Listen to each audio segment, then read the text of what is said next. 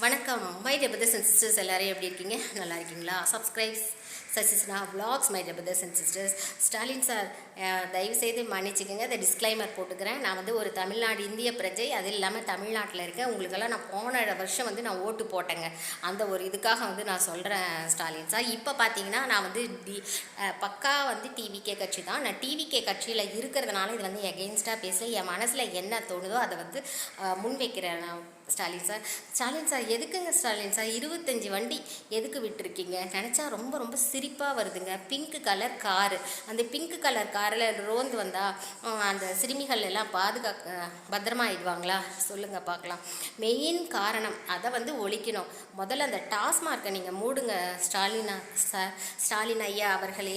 முதல்ல குற்றத்துக்கு மெயின் காரணம் என்னன்னு பார்த்தீங்கன்னா அந்த டாஸ்மார்க் தான். அந்த டாஸ்மார்க்கை மூடுனீங்களாவே குற்றங்கள் கண்டிப்பாக நடக்காதுங்க.